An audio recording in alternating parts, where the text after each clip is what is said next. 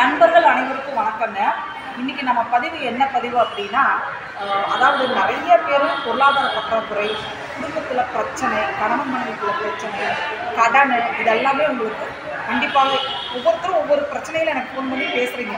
ஓகேங்களா, இதெல்லாம் எனக்கு ப்ராப்ளமாக இருக்குது, அதுக்கு என்னமா பண்ணுறது அப்படின்னு. இதுக்கு பார்த்துட்டிங்கன்னா ஒரு அற்புதமான பரிகாரம் என்ன அப்படின்னு பார்த்திங்கன்னா உழவாரப்பணி. உழவாரப்பணி செய்யும்போது நம்மளோட கர்ம வினைகள் கண்டிப்பாக தீரும்.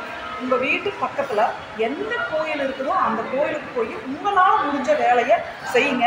படிப்படியாக உங்கள் பிரச்சனைகள் கண்டிப்பாக தீரும்.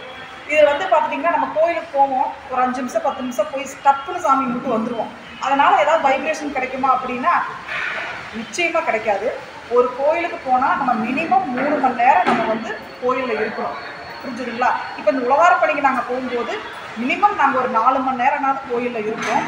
இன்றைக்குமே நான் கோயிலுக்கு தான் வந்திருக்கேன், உழவாரப்பணி செய்கிறதுக்காக தான் வந்திருக்கேன். இந்த ட்ரெஸ்ஸே பார்த்திங்கன்னா உழவாரப்பணிக்குன்னு உண்டான யூனிஃபார்ம். ஓகேங்களா? அதனால் என்னென்னா, நான் என்னோடய வாழ்க்கையில் அடுத்தடுத்த வெற்றிகளை நோக்கி போகிறேன் அப்படின்னா, வெற்றிகளை நோக்கி போகிறேன்னா உழவாரப்பணியும் எனக்கு மிக முக்கியமான காரணம்.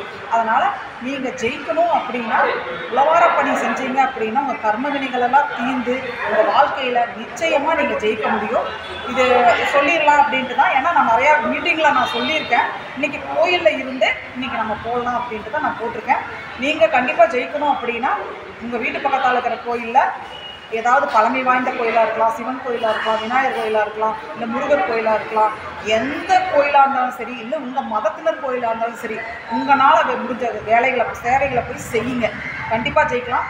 நம்ம குடும்பத்தில் பிரச்சனை பொது வேலைகள், பொது சேவைகள், எந்த சேவையாக இருந்தாலும் சரி, பொது சேவையில் செய்யும்போது நம்ம தனிப்பட்ட முறையில் இருக்கிற நம்மளோட குடும்பத்தில் இருக்கிற பிரச்சனைகள் கண்டிப்பாக தீரும். இந்த பதிவு உங்களுக்கு ரொம்ப பயனுள்ள பதிவாக இருக்குன்னு நம்புகிறேன். அனைவருக்கும் வெற்றி, அனைவரும் வெற்றி அடைய என்னுடைய வாழ்த்துக்கள். அனைவருக்கும் நன்றி.